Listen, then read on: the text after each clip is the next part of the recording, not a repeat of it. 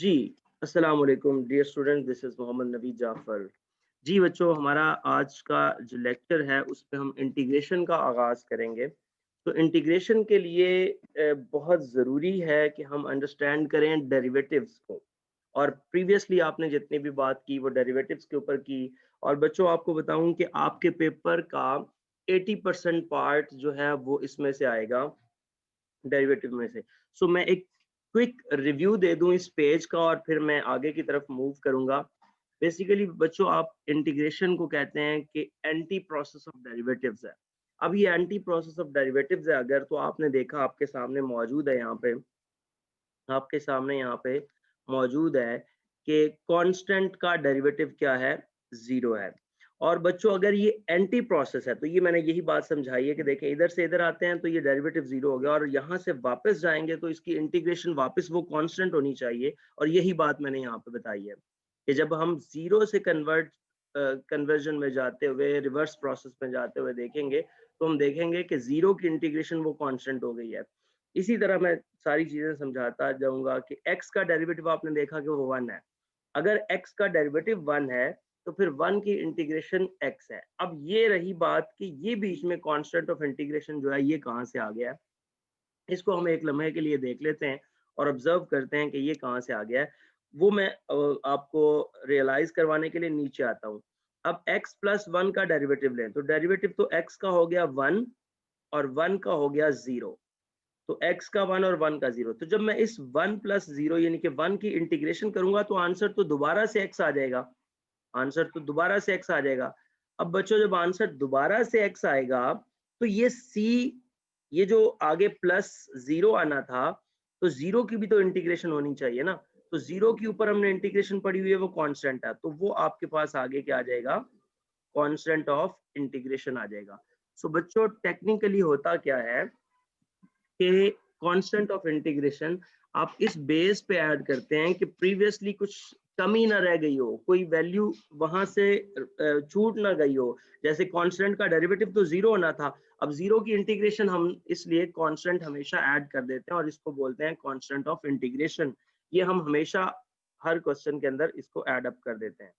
उसके बाद बच्चों देखिएगा, उसके बाद ये है कि e raise to power A x, e raise to power A x, इसका जो डेरिवेटिव है e raise to power A x का, वो आपके पास बच्चों बनता है e raise to power A x. आपने देखा डेरिवेटिव में कोई चेंज नहीं आया, डेरिवेटिव में कोई चेंज नहीं आया। e raise to power A x था तो इधर भी e raise to power A x ही आ गया, सिर्फ साथ क्या था कि उसकी पावर का डेरिवेटिव भी आया।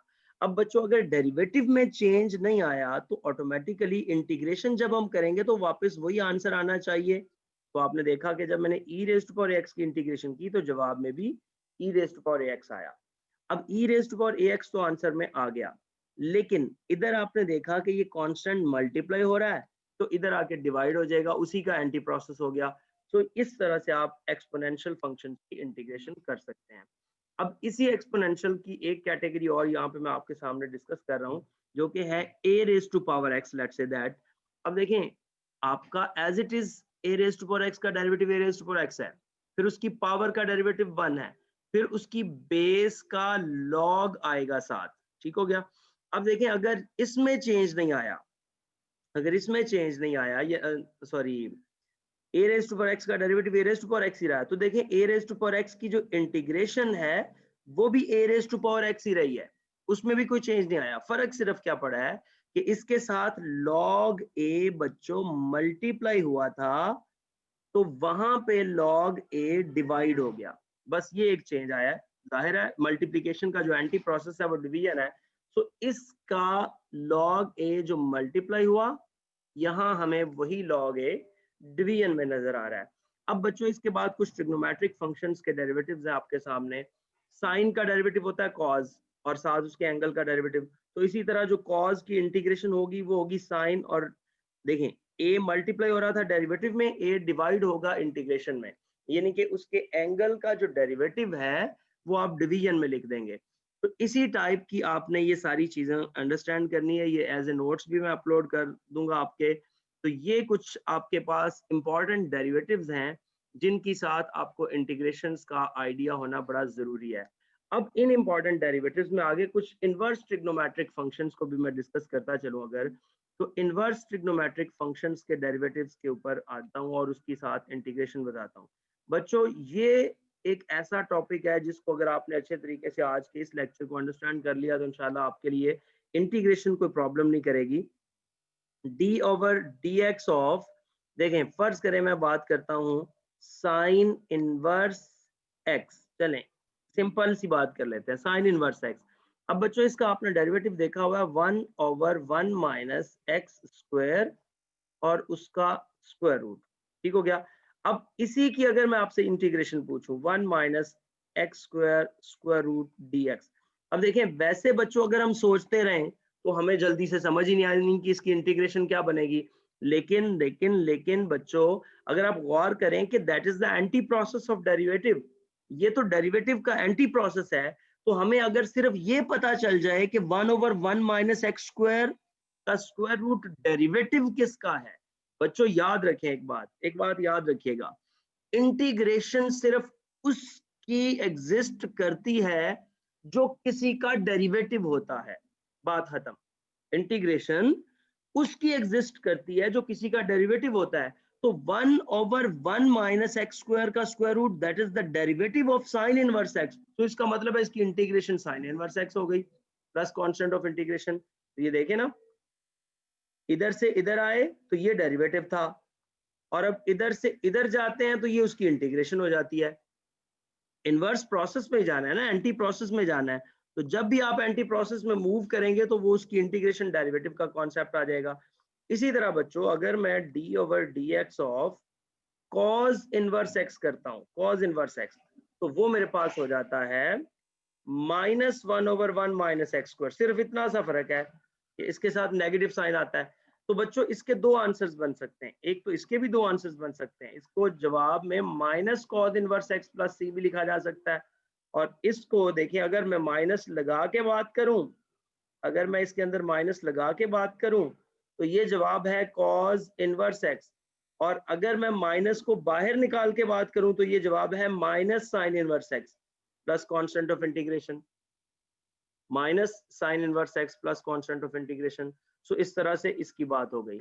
इसी तरह बच्चों आगे आपके पास है D over D x of, D over D x of, ये बच्चों आपके पास आ जाएगा, आगे मैं बात कर रहा हूँ tan इनवर्स एक्स की।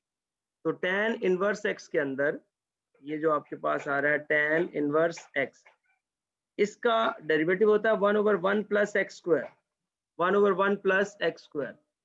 अब 1/1 प्लस एक्स स्क्वायर की अगर मैं इंटीग्रेशन करूंगा 1/1 प्लस एक्स स्क्वायर की, तो बच्चों ये ऑब्वियसली क्या आ जाएगी, ये ऑब्वियसली क्या आ जाएगी tan inverse x plus constant of integration. और इसी तरह इसके साथ कॉट होता है, इसी तरह इसके साथ कॉट होता है, प्लीज अपना माइक ऑफ रखिएगा। इसी तरह इसके साथ कॉट होता है, कॉट इनवर्स एक्स की इंटीग्रेशन ऐसे ही आ जाएगी। और आखिरी में बात करने जा रहा हूँ D over D x of secant inverse x, d over dx of secant inverse x, d over dx of secant inverse x,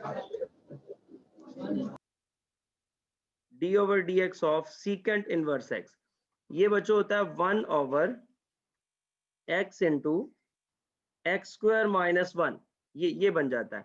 अब जब इसकी इंटीग्रेशन करेंगे आप 1/x into x square minus 1, तो बच्चों वो आ जाएगा secant inverse x plus constant of integration, और सीकेंट इनवर्स एक्स में सिर्फ नेगेटिव का फर्क होता है।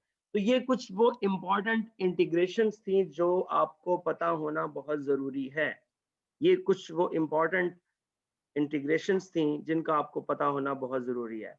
अब बच्चों इसके बाद, अब इसके बाद क्या है, अब मैं कुछ वो बेसिक रूल्स के ऊपर चूंकि लेक्चर चल रहा है, तो अब मैं आपको उसकी फॉर्मुलेशन, कुछ फॉर्मूलाज, कुछ रूल्स उसके बताता हूं। अब ये कह लें कि रूल्स ऑफ इंटीग्रेशंस मैं डिस्कस करूं या आपको इसको फॉर्मूलाज ऑफ इंटीग्रेशन का नाम दे दूं, तो इस तरह से आप इसको देख सकते हैं। अब इंटीग्रेशन के डिफरेंट फॉर्मूलाज आप देखेंगे। सो बच्चों तीन टोटल रूल या तीन टोटल ये बेसिक फॉर्मूले हैं जिसकी बिना पे आप इसको अंडरस्टैंड कर सकते हैं। तीन टोटल फॉर्मूले, कौन कौन से तीन टोटल फॉर्मूले हैं जरा गौर कीजिएगा। Number one rule number one.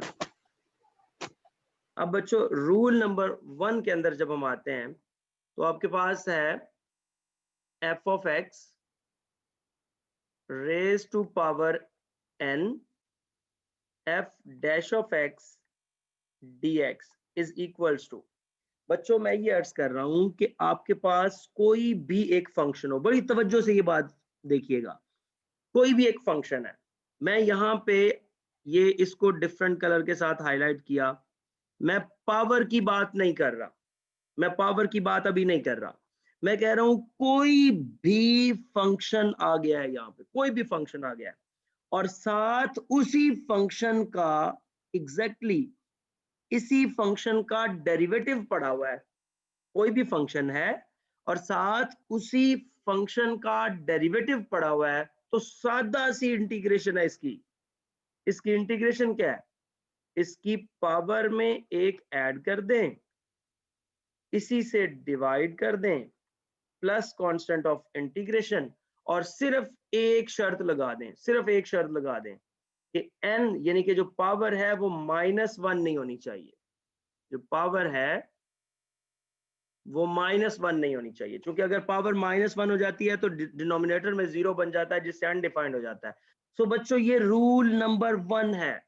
आपके लाखों करोड़ों खरबों सवाल हो सकते हैं इस रूल से। क्या रूल है दोबारा देखें, कोई भी फंक्शन आ जाए, साथ उसी फंक्शन का डेरिवेटिव विदाउट पावर पड़ा हो, मैं कलर भी वही यूज कर लूं ताकि आपको ये लगे, ये देखिएगा, मैं ये कहना चाह रहा हूं ये एक फंक्शन है, इसी फंक्शन का डेरिवेटिव। अब यहां पे मैंने जो पावर थी उसको डिफरेंट कलर दिया, मैं ये कहना चाह रहा हूं कि पावर इन्वॉल्व नहीं है उसके डेरिवेटिव के अंदर, पावर इन्वॉल्व नहीं है उसके डेरिवेटिव के अंदर। कोई भी फंक्शन है और साथ उसका डेरिवेटिव पड़ा हुआ है, तो बस उसकी पावर में एक ऐड करके उससे डिवाइड कर दे। मिसाल के तौर पे फॉर एग्जाम्पल आप देखिएगा, फॉर एग्जाम्पल बच्चों आप देखिएगा, मैं ये अर्ज कर रहा हूं, फर्ज करें सादा सी एग्जाम्पल से आगाज कर देते हैं, एक्स डी एक्स, ठीक हो गया। अब बच्चों जब मैंने एक्स डी एक्स लिखा तो जरा थोड़ा सा गौर करें, एक्स का डेरिवेटिव क्या है, एक्स का डेरिवेटिव क्या है, एक्स का डेरिवेटिव वो है 1, और वो साथ मौजूद है, 1 नहीं भी है तो साथ मौजूद है। तो मैं ये कहना चाहता हूं कि ये फंक्शन और ये उसका डेरिवेटिव, अगर आपको ऐसा लगे, अगर आपको ऐसा लगे तो उसकी पावर में एक ऐड कर दें और उसी से डिवाइड कर दें, प्लस कांस्टेंट ऑफ इंटीग्रेशन। तो मतलब बच्चों इसका ये हुआ कि इसका जवाब है x²/2 plus constant of integration, x²/2 plus constant of integration. और एग्जांपल्स लेते हैं, और एग्जांपल्स लेते हैं। मिसाल के तौर पे मैं ये अर्ज कर रहा हूं स्क्वायर रूट ऑफ x कर देते हैं dx, इससे मुराद है x raise to power 1/2 dx। बच्चों मैं बार बार अर्ज कर रहा हूं एक बात कि पावर को नहीं देखना डेरिवेटिव के लिए, पावर को साइड पे करें, मुझे आपने बताना है कि x का डेरिवेटिव क्या है। सो x का डेरिवेटिव यहाँ पे मौजूद होना चाहिए था। अब वो जो x का डेरिवेटिव की जिसकी बात आप कर रहे हैं, सो बच्चों वो डेरिवेटिव यहाँ पे मौजूद है 1, वो डेरिवेटिव यहाँ पे मौजूद है 1, तो x का डेरिवेटिव 1 मतलब 1 तो नहीं भी है तो मल्टीप्लिकेशन में पड़ा ही हुआ है, तो x का डेरिवेटिव यहाँ पे मौजूद है। बस ये देखा है और फौरी तौर पे हमने क्या कर दिया, इसकी पावर में एक ऐड कर दें, इसी से डिवाइड कर दें, प्लस कांस्टेंट ऑफ इंटीग्रेशन। तो प्यारे बच्चों ये क्या आ जाएगा, x raise to power 3/2 over 3/2 plus constant of integration, ऐसे लिख दें या इसको ऐसे लिख दें 2/3 x raise to power 3/2 plus constant of integration.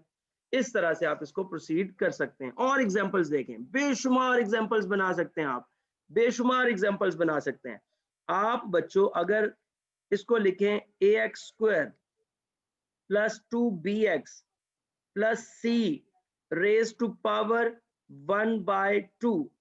आगे मैं लिख देता हूं ax प्लस b dx। तो बच्चों देखने की बात क्या है, देखने की बात क्या है, मैंने बार बार अर्ज किया, मैंने एक ही बात पे फोकस रखा कि डेरिवेटिव देखते हुए पावर को इग्नोर करें, डेरिवेटिव देखते हुए पावर को इग्नोर करें। अब पावर के बगैर इसका डेरिवेटिव, तो देखें ax स्क्वायर का डेरिवेटिव बनता है 2ax, यहां ax तो मौजूद है, 2 नहीं है। 2bx का डेरिवेटिव बनता है 2b, यहां b तो मौजूद है, 2 नहीं है। कांस्टेंट का डेरिवेटिव बनता है 0, तो वो तो कोई मसला नहीं। अब इसका मतलब है कि अगर इसमें देखें तो डेरिवेटिव में एक चीज की कमी है, एक चीज की कमी है। तो मैं उस कमी को पूरा करने के लिए क्या करता हूं, मल्टीप्लाइंग एंड डिवाइडेड बाय 2 से मल्टीप्लाई भी कर दें और डिवाइड भी कर दें, तो जो डिवीजन थी वो बाहर आ गई। ये आ गया ax square plus 2bx plus c raise to power 1/2, और साथ आ जाएगा 2ax प्लस 2b dx। मतलब कभी कभी कुछ कमी हो तो उसको पूरा करना है हमने। तो बच्चों अब देखें, विदाउट पावर, पावर को फिर मैं इग्नोर कर रहा हूं, विदाउट पावर फंक्शन का डेरिवेटिव साथ मौजूद है, तो लिहाजा बच्चों अब हमने क्या करना है, इसकी इंटीग्रेशन। तो इसकी इंटीग्रेशन क्या होगी, ax square plus 2bx plus c, इसकी पावर में एक ऐड कर दिया। बच्चों मैं बिल्कुल आपको इस तरह पढ़ाने की कोशिश कर रहा हूं कि आपको ये फील ना हो कि पहले आपने पढ़ा या नहीं पढ़ा, बिल्कुल छोटे लेवल पे आके आपको पढ़ा रहा हूं, कोशिश कर रहा हूं एक छोटी सी छोटी बात भी आपको पता चले। 1/2 प्लस 1 डिवाइडेड बाय, और आप लोग सारे लेक्चर तवज्जो से सुने, लेक्चर के इसी के एंड पे मैं आपका नाम ले लेके आपसे सवाल पूछूंगा कि फलां पॉइंट पे मैंने क्या बात बताई थी, अब फलां बच्चा बताए, अब फलां बच्चा बताए। तो इसलिए अपने आप को जरा रेडी रखिएगा इस काम के लिए। अच्छा जी, ये हो गया, ये हो गया। उसके बाद जी, उसके बाद ये आ जाएगा 1/2, ये बच्चों आ जाएगा ax square plus 2bx plus c, और इसकी पावर को बना दिया 3/2, इसको बच्चों बना दिया 3/2, और प्लस कांस्टेंट ऑफ इंटीग्रेशन। ये मैंने c1 क्यों यूज किया भला, क्योंकि c ऑलरेडी क्वेश्चन में यूज हो रहा था, c वहां पे यूज हो रहा था, तो मैंने उसकी जगह पे c1 यूज कर दिया। अब बच्चों ये जो 2 आपको नजर आ रहा है वो इस 2 से हो जाएगा कैंसल, और बाकी मेरे पास जवाब आ गया 1/3 ax square plus 2bx plus c raised to power 3/2 plus constant of integration. So that is your required answer. So अर्ज जो कर रहा हूं वो ये बात करने का मतलब, मकसद ये कि आपने सिर्फ क्या ढूंढना है, फंक्शन का डेरिवेटिव ढूंढना है।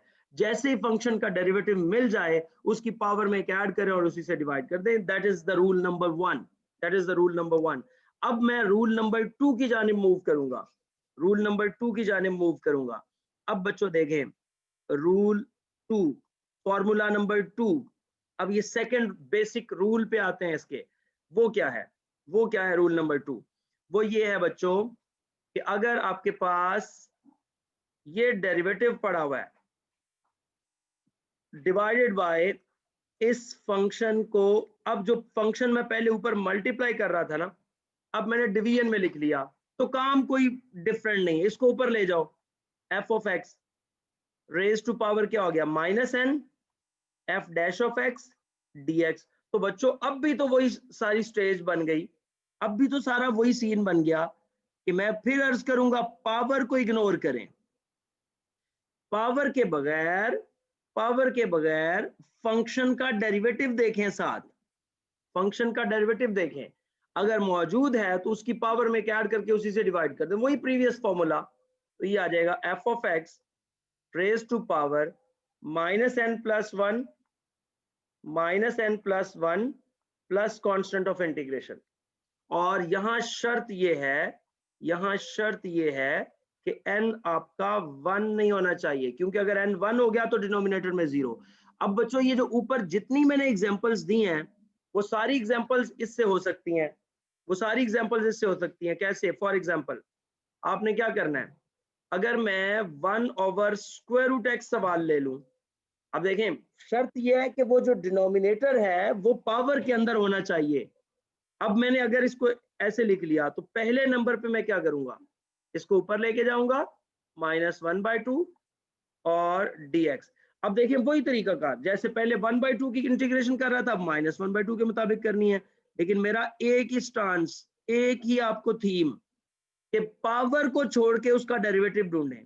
तो बच्चों पावर को छोड़ के डेरिवेटिव देखा तो x का डेरिवेटिव 1 पड़ा हुआ है साथ, लिहाजा लिहाजा लिहाजा मैंने क्या किया, इसकी पावर में एक ऐड कर दिया और इसी से डिवाइड कर दिया। सो प्रीवियस जितनी एग्जांपल्स थी उनको आप कन्वर्ट कर सकते हैं इसके अंदर, प्रीवियस जितनी एग्जांपल्स थी उनको आप इसके अंदर कन्वर्ट कर सकते हैं। सो ये आ जाएगा, ये आ जाएगा x raise to power 1/2 over 1/2 plus constant of integration. तो ये आ जाएगा 2 times square root x plus constant of integration, that is the your required answer. लो बच्चों ये दो रूल्स हो गए, ये दो रूल्स हो गए। इसी रूल की एक और एग्जांपल अगर मैं आप लोगों से डिस्कस कर लूं, इसी रूल की अगर एक और एग्जांपल डिस्कस कर ली जाए, वो क्या है, वो क्या है जरा गौर कीजिएगा। मैं अगर फर्ज करें आपसे ये कहता हूं, मैं अगर आपसे ये कहता हूं secant square x over 10x, secant square x over 10x, और इसको मैं स्क्वायर रूट में लिख देता हूं। तो बच्चों देखें हमें इससे गर्ज नहीं है कि फंक्शन क्या है, हमें इससे गर्ज है कि रूल क्या है। रूल ये कहता है कि tan का डेरिवेटिव ऊपर मौजूद है, तो फिर रूल ये कहता है कि मैं अगर क्यों ना tan को पहले ऊपर ले जाऊं, ये बिल्कुल ऊपर वाला सवाल है जो भी मैंने ये ऊपर वाला किया है, और साथ सीकेंट स्क्वायर x लिख दूं। तो बच्चों ये तो बिल्कुल सेम वही सवाल बन गया, फंक्शन, फंक्शन का डेरिवेटिव, ये फंक्शन और ये उसका डेरिवेटिव। देखें यहाँ पे मैंने बिल्कुल ऐसे हाईलाइट किया, और पावर को इग्नोर करें डेरिवेटिव के लिए। अब इसकी पावर में एक ऐड करके उसी से डिवाइड कर दें, तो ये आ जाएगा tan x की पावर, एक ऐड किया -1/2 में तो +1/2 हो गया, और नीचे भी +1/2 हो गया, बिल्कुल ये इससे वाला सी है, प्लस कांस्टेंट ऑफ इंटीग्रेशन। तो ये बच्चों आ जाएगा 2 times tan x plus c, बिल्कुल देखिए सेम वो वाला सवाल बन गया। सो ये मीटिंग एंड भी होने वाली है। इस मीटिंग के बाद आपका क्विज भी है, आपको पता है कि मैं डेली बेसिस पे जो भी लेक्चर होता है उसके बाद आपका उससे रिलेटेड क्विज हो जाता है। अच्छा जी, ये बात यहाँ तक हो गई। अब आगे चलते हैं, रूल नंबर 3 पे आता हूँ, रूल नंबर 3 पे, और आज की डिस्कशन का लास्ट रूल, रूल नंबर 3 पे। अब बच्चों रूल नंबर 3 क्या है, रूल नंबर 3 क्या है, रूल नंबर 3 बच्चों क्या है, अब जिस से आप मना करते रहे एक वैल्यू से, अब उस वैल्यू पे बस आ जाना आपने, जिससे मना करते रहे उस पे आ जाना आपने। तो बच्चों ये आपके पास है, ये आपके पास है, ये रूल नंबर 3, ऊपर f डैश ऑफ x यानी कि डेरिवेटिव, नीचे वो function f of x dx। अब देखिए मैंने वो पावर जो कह रहा था 1 नहीं होनी चाहिए, 1 नहीं होनी चाहिए, अब मैंने वो 1 रख दी। तो ऐसी सिचुएशन में क्या होगा, natural log of the function plus constant of integration, ये इसकी इंटीग्रेशन आ जाएगी। अब वो जो हम बार बार कह रहे थे 1 नहीं होना चाहिए, अब हमने रख ही 1 दिया है। सो ये एक्चुअली क्या था, ये एक्चुअली कुछ ये था कि यहाँ पे फॉर एग्जांपल, इसकी एग्जांपल्स पे आ जाते हैं। फॉर एग्जांपल मैं रख देता हूँ 1/x dx। तो बच्चों ये जो 1/x है, आप गौर करें, नीचे फंक्शन ऊपर डेरिवेटिव, तो इसका जवाब क्या आ जाएगा, natural log of x plus constant of integration, don't worry about that. अब देखें, अब आप आ जाएं, लेट्स से दैट मैं बात करता हूं, मैं बात करता हूं cot x की, cot x की इंटीग्रेशन की। तो जरा गौर कीजिएगा, अब cot x की इंटीग्रेशन आप ऐसे डायरेक्ट नहीं बताएंगे, क्या करेंगे, इसको लिख दें cos x over sin x, ठीक हो गया। अब बच्चों देखें, नीचे फंक्शन ऊपर डेरिवेटिव, जो भी फंक्शन है उसका आपके पास ऊपर डेरिवेटिव आ रहा है। तो ऐसी सिचुएशन के अंदर आपने क्या करना है, ये आपका फंक्शन है और ये आपका डेरिवेटिव है f डैश ऑफ x। तो बच्चों तो बच्चों इसका आंसर बन जाएगा natural log of the sine x plus constant of integration plus constant of integration. तो इस तरह से आपने इसका डेरिवेटिव ले लिया, और ऐसे हजारों क्वेश्चंस हो सकते हैं। मैं जस्ट 2-4 एग्जांपल्स दे रहा हूं बस। आपने अभी थोड़ी देर पहले एक सवाल किया था, मैं डायरेक्ट 2ax प्लस 2b लिख देता हूं, उस फंक्शन को नीचे लिखता हूं ax² plus 2bx plus c। अब आप देखें इसके ऊपर मैंने पावर नहीं लिखी, ये नीचे फंक्शन, वो ऊपर उसका डेरिवेटिव। तो ऐसी सिचुएशन में natural log of ax² plus 2bx plus c plus constant of integration, तो ये बच्चों इसका जवाब आ जाएगा। इस तरह से आप इसके आंसर्स को लिखते हैं, इस तरह से आप इसके आंसर्स को लिखते हैं। सो ये 3 रूल्स हैं, इन 3 रूल्स के ऊपर आपका ये पूरी डिस्कशन है। सो बच्चों अब आपके क्वेश्चन आंसर्स का टाइम है। आप कोई मुझसे सवाल करना चाहें तो अपना माइक ऑन करें और आप मुझसे क्वेश्चन पूछ सकते हैं किसी भी इशू के बारे में। जी बच्चों। सर अगर फंक्शन का डेरिवेटिव आगे ना पढ़ो। जी, ये इसके बाद का मरहला है। आज की मेरी जो डिस्कशन है वो है कि फंक्शन का डेरिवेटिव ढूंढना है आपने। जैसे फंक्शन का डेरिवेटिव मिले, इन 3 रूल्स के ऊपर आ जाना है और इन 3 रूल में से जो नजर आए वो लगा देना है। अब अगर फंक्शन का डेरिवेटिव नहीं मिलता, क्या करना है, ये इंशाल्लाह अगला लेक्चर होगा। Okay sir, thank sir sir you. अब साइन इनवर्स वाली एग्जांपल दोबारा से थोड़ी सी एक्सप्लेन करेंगे कि आपने साइन इनवर्स को बोला कि वो माइनस को निकाल के जो आपने प्रोसेस बोला था, आप उसको दोबारा बता देंगे। मैं इधर बता देता हूँ जी, बिल्कुल बता देता हूँ। आप ज़ैनब ये देखें बेटा, पुत्र ये देखें कि ये आपके पास आ रहा है। मैंने ये अर्ज किया था कि d/dx ऑफ, अगर साइन इनवर्स का डेरिवेटिव लेते हैं तो वो बनता है ना yes sir, 1 minus x square का स्क्वायर रूट। यस सर, अगर मैं इसकी इंटीग्रेशन करूं तो ये तो स्ट्रेट फॉरवर्ड पता चल गया ना कि ये तो साइन इनवर्स एक्स ही बन रहा है। ठीक हो गया। Yes sir.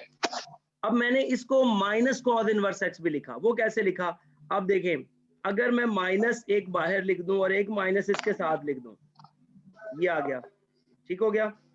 अब मुझे बताएं कि ये जो इतना माइनस समेत है, ये डेरिवेटिव किसका है? माइनस साइन इनवर्स, ये बेटा minus cos inverse, cos inverse x. Cos inverse, देखिए ना, मैं ये माइनस बाहर पड़ा रहने देता हूँ, ये वाला, और इसकी जगह पे लिख देता हूँ कॉस इनवर्स एक्स प्लस सी। तो ये बात बन गई। ठीक है, ठीक हो गया। इसी तरह जो कॉस इनवर्स एक्स वाला था, सेम वो भी ऐसे है। अगर मैं d/dx of cos inverse x की बात करता हूँ, ठीक हो गया, तो वो होता है -1/1 माइनस एक्स स्क्वायर का स्क्वायर रूट dx। अब अगर तो मैं इसी के साथ करूं -1/1 माइनस एक्स स्क्वायर का स्क्वायर रूट dx, तो फिर तो मुझे पता है जवाब है cos inverse x plus constant of yes, integration. लेकिन अगर ये वाला माइनस में उठा के बाहर निकाल लूं, -1/1 माइनस एक्स स्क्वायर का square root plus constant of integration, तो जरा इसको कंपेयर करो और मुझे बताओ कि ये जो चीज है, ये तो एग्जैक्टली ये वाली नहीं बन रही। Yes sir. ये आप देखें, बात समझ आ गई? तो ये तो साइन इनवर्स एक्स का डेरिवेटिव है ना, ये तो साइन इनवर्स एक्स जी का जी, डेरिवेटिव। तो बाहर आ गया माइनस और ये आ गया sign inverse x plus constant of integration. ठीक है सर। जी, और किसी बच्चे का कोई सवाल हो? Thank you sir. सर ये कांस्टेंट के बारे में बता दें थोड़ा। जी, कांस्टेंट ऑफ इंटीग्रेशन क्यों ऐड करते हैं? Yes sir. ये बच्चे देखें, आप पहले सादा सी बात देखिएगा कि अगर मैं x का डेरिवेटिव लूं तो क्या आएगा? x का डेरिवेटिव, आप मुझे मेरी हेल्प कीजिएगा, d/dx ऑफ x का डेरिवेटिव क्या है? 1। ठीक हो गया। अब बच्चों सीधी सी बात है, एंटी प्रोसेस के अंदर ये है कि अगर इसका ये डेरिवेटिव है तो इसकी ये इंटीग्रेशन है, ऐसे ही है ना। तो लिहाजा अगर मैं 1 की इंटीग्रेशन करता हूं तो जवाब तो आ गया ना x, बात खत्म हो गई, क्योंकि एंटी प्रोसेस में तो यही आना चाहिए। लेकिन जब मैं इससे नीचे फर्ज करें चलता हूं, मैं अगर आपसे पूछता हूं कि मुझे d/dx ऑफ x प्लस 2 का बताएं डेरिवेटिव क्या है, तो देखें 1 का डेरिवेटिव क्या है, x का डेरिवेटिव क्या है? 1, और 2 का डेरिवेटिव क्या हो गया? 0। तो मतलब जवाब आ गया ना 1। तो मतलब ये हुआ कि इसका डेरिवेटिव तो हो गया 1, 1। अब 1 की जब मैं इंटीग्रेशन करूंगा, 1 की इंटीग्रेशन करूंगा तो 1 की इंटीग्रेशन क्या होती है? ये देखें ना, बिल्कुल ऊपर देखें आप अपने 1 की इंटीग्रेशन आप क्या लिख के आए हुए हैं? x होती है। सो मुझे लग रहा है यहाँ देखें ना, टेक्निकली अगर ये कन्वर्स प्रोसेस है, अगर ये इनवर्स प्रोसेस है डेरिवेटिव्स का, तो टेक्निकली तो ये होना चाहिए ना कि जब मैं अब यहाँ से वापस मुड़ूं तो मेरे पास ये आंसर आए। ठीक हो गया? यस तो बच्चों इस इधर तो आंसर अकेला x आ रहा है, लिहाजा उस x की, उस 2 की कमी को पूरा करने के लिए हम एक कांस्टेंट ऑफ इंटीग्रेशन ऐड कर देते हैं। हम कहते हैं कि अगर वापस आते हुए कुछ मिस हो रहा हुआ तो उसकी कमी ये पूरा कर देगा, कांस्टेंट ऑफ इंटीग्रेशन पूरा कर देगा। इसलिए एक कांस्टेंट ऑफ और ये सिर्फ इनडेफिनेट इंटीग्रल्स में ऐड करते हैं। और आपने क्या देना है कि जब भी आपने इसको कांस्टेंट ऑफ इंटीग्रेशन बोलते हैं और जब भी आपने इंटीग्रेशन करनी है तो एट द एंड आपने फाइनल आंसर में एक सी ऐड कर देना है। ठीक हो गया जी? और किसी बच्चे का कोई सवाल? सर जी सर ये लास्ट वाले रूल की एक और एग्जांपल समझा दें। लास्ट ये एक मिनट, लॉग वाला रूल। लॉग वाला, ठीक हो गया जी, ठीक हो गया। लॉग वाले रूल की आप बेशुमार एग्जांपल्स बना लें। मिसाल के तौर पे फॉर एग्जांपल आप देखें, अगर हम बात करें, वही जो मैंने आपको secant square x over tan x लिखा था, उस वक्त मैंने उसके ऊपर स्क्वायर रूट डाला ना, इससे रूल नंबर 2 में मैंने यही एग्जांपल समझाई। जी। ठीक हो गया? तो अब आपने क्या करना है, ये देखें इसके ऊपर पावर नहीं है तो नीचे फंक्शन ऊपर डेरिवेटिव, तो इसका मतलब इसका जवाब log tan x आ गया प्लस कांस्टेंट ऑफ इंटीग्रेशन। ठीक हो गया? तो जो भी नीचे फंक्शन है ऊपर उसका डेरिवेटिव आता है तो आप उसकी इंटीग्रेशन लॉग में लिख देंगे। सो बच्चों अब आपको ये लेक्चर आपको समझा दिया। इससे रिलेटेड एक क्विज होगा छोटा सा, जिसमें आपने इन तीनों रूल्स के, ये जो नीचे मैंने तीनों रूल्स बयान किए हैं, इन तीनों रूल्स के 5 क्वेश्चंस खुद से हर बच्चे के डिफरेंट होने चाहिए, ये सॉल्व करके बिफोर 11 अपलोड करने हैं। बिफोर 11 एक ये हो गया, और बाकी वो जो ऊपर फॉर्मूले आपको बताए 3 दफा वो फॉर्मूले लिख के आपने वो अपलोड करने हैं। आज का आपका ये 3 नंबर की सीधी सीधी एक्टिविटी है जो आपको दे दिए जाएंगे हर बच्चे को। 44 स्टूडेंट्स इस वक्त मेरे साथ, 43 मौजूद है। ये जो बच्चे अपलोड